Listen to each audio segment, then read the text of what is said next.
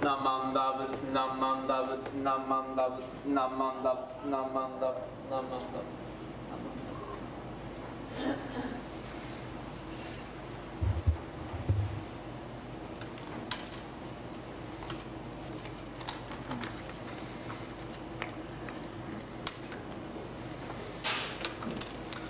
Please join me in Gassho. To realize Shinjin oneself and to guide others to Shinjin is among difficult things, yet even more difficult. To awaken beings everywhere to great compassion is truly to respond in gratitude to the Buddha's benevolence. Namo Amida Butsu, Namo Amida Butsu, Namo Amida Butsu, Namam Dabutsu, Namam Dabutsu, Namam Dabutsu, Namam Dabutsu, Namam Dabutsu, Namam Dabutsu, Namam Dabutsu.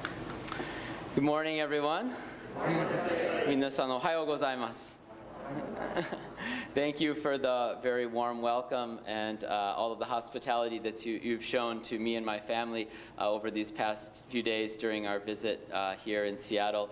It's wonderful to be back in Seattle. I lived here for 1 year, from 2003 to 2004, and I've been here on several occasions for visits, and I'm particularly grateful to the temples of the Northwest District of the BCA for your generous support during my time studying in Kyoto through the Shin Buddhist Scholarship. And so it's wonderful to finally be able to come here to be with you in person at the Seattle Betsuin and to observe this very special occasion of our Hoonko service, a service in which we express our gratitude to Amida Buddha for the wise teachings which guide our lives, and to Shinran Shonin, the wise teacher who brought those teachings into our lives.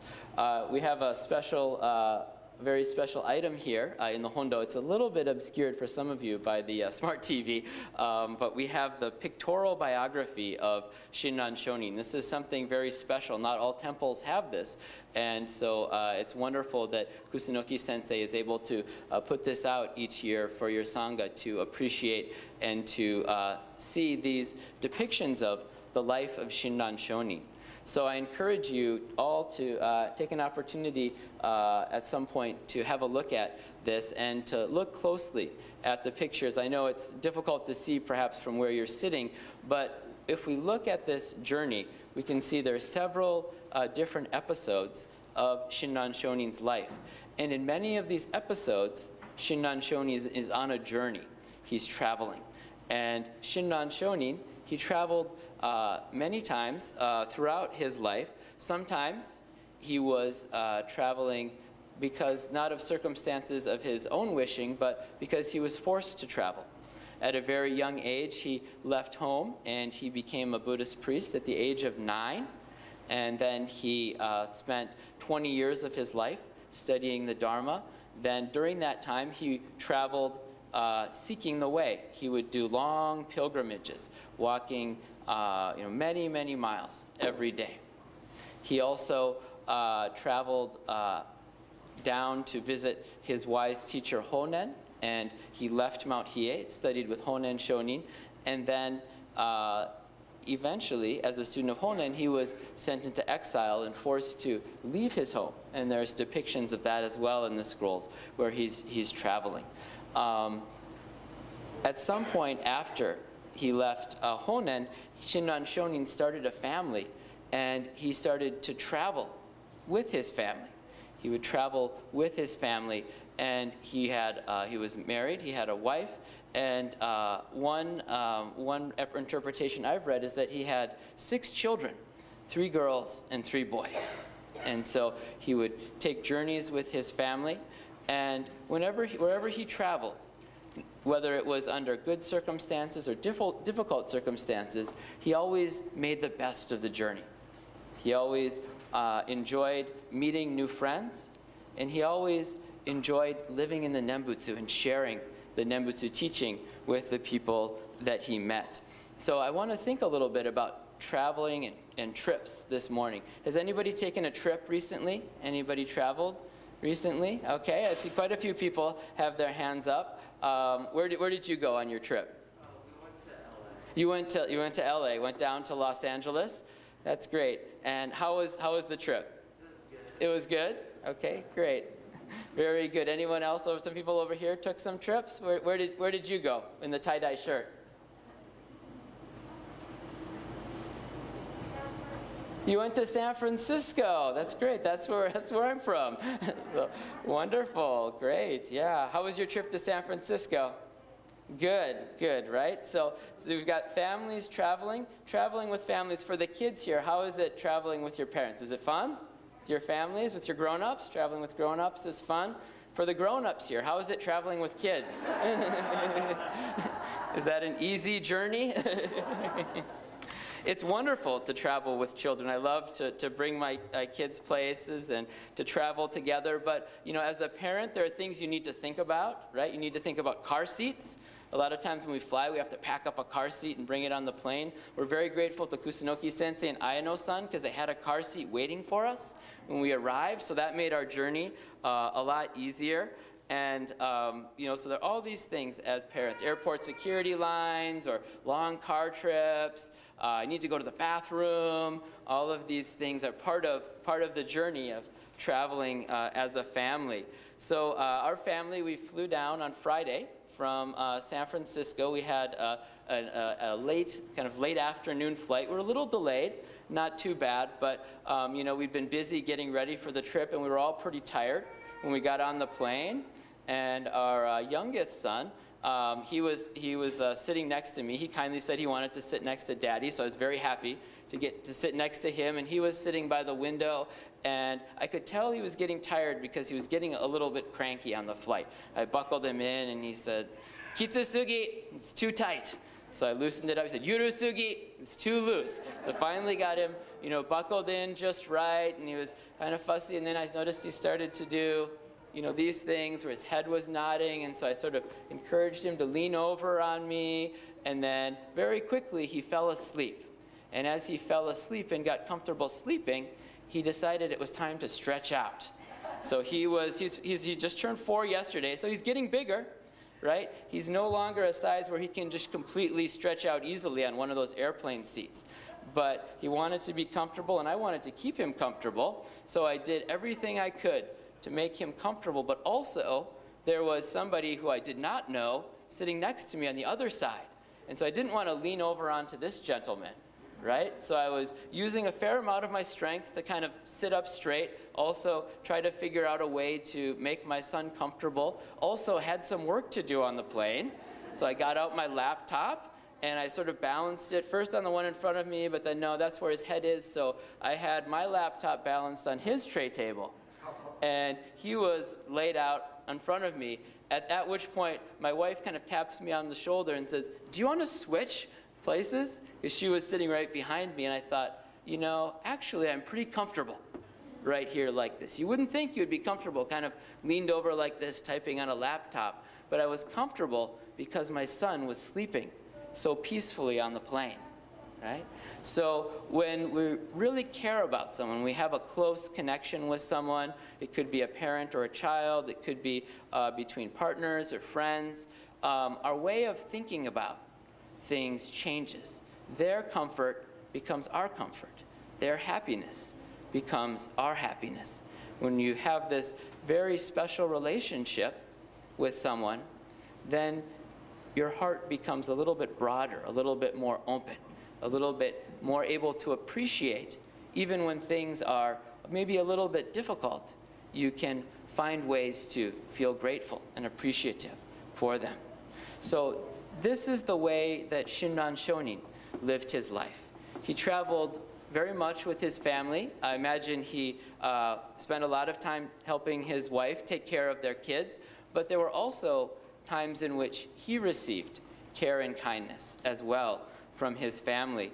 And there's one episode in particular that we hear about in the letters of his wife Eshini. She wrote letters to their daughter Kakushini describing all different kinds of things. Some of them were very everyday events, things that were happening, you know, around the house. Other times she would share memories of things about Shinran Shonin's life. And these are some of the most precious records that we have. This is someone who actually knew Shinran Shonin very, very well.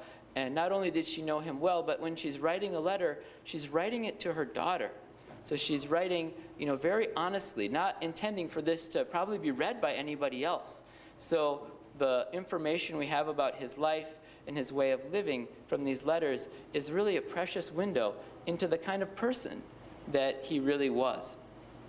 And he was a human being, and just as the Buddha teaches, all human beings experience the difficulties of birth, of aging, of illness, of passing away, of dying.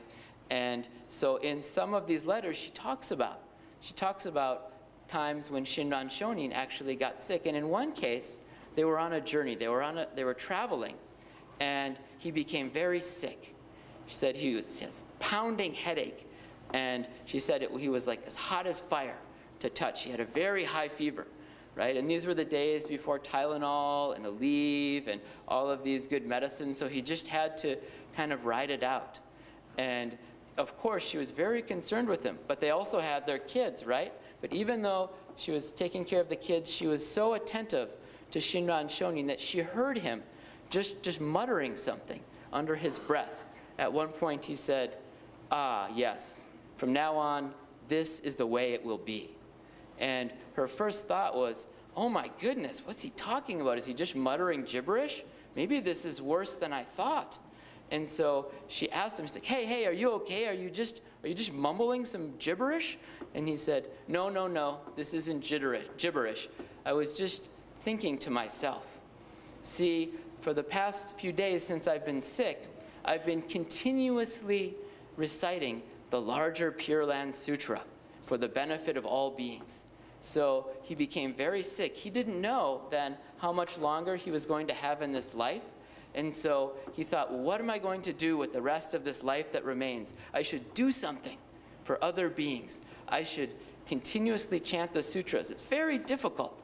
So he's very sick, but he's also doing something that's really hard, right? He's very different from me.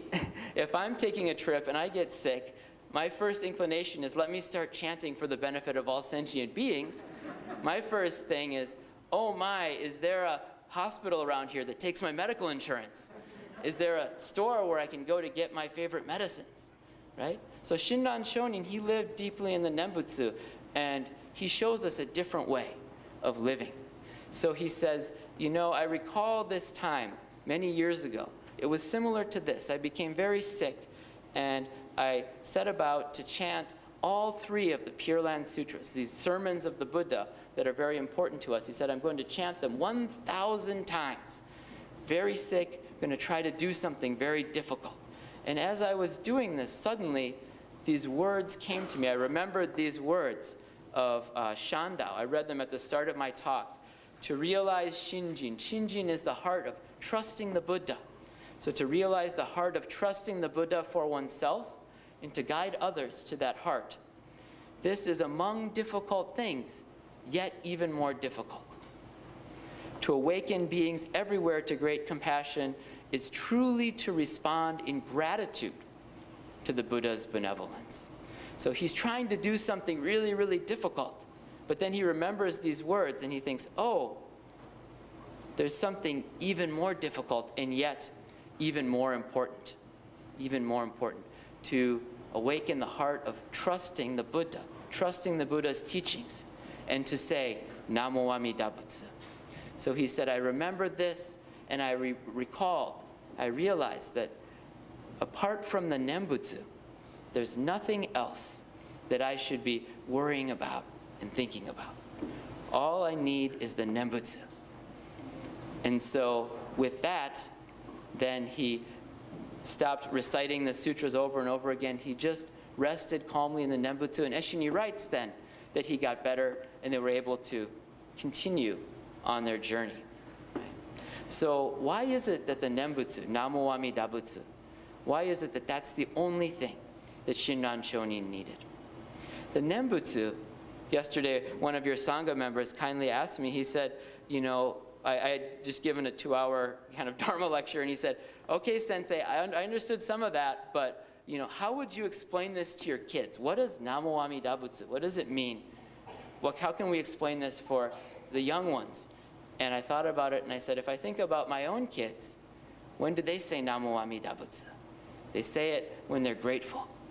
Namo Amida Butsu. Thank you. Arigato. Right? Grateful to parents, grateful to friends, grateful to teachers, grateful to the Buddha for these teachings which guide and support us, grateful to Shinran Shonin, who provides us this example of a way of living in the Nembutsu. And so if we reflect upon Shinran's example, we can see that when we live this heart of Namo Amida Butsu, this heart of gratitude, even in the difficult moments, the difficult times, we can find opportunities for meaning, perhaps even opportunities for enjoyment, joy, and comfort in being together with one another. So our way of living changes, even if we're having a difficult time or a hard experience. Like when Shinran Shonin was very sick, all we need to do is say Namo Amida Butsu, to hear these words of the Buddha, to feel grateful, to find something about which we can say thank you. Arigato.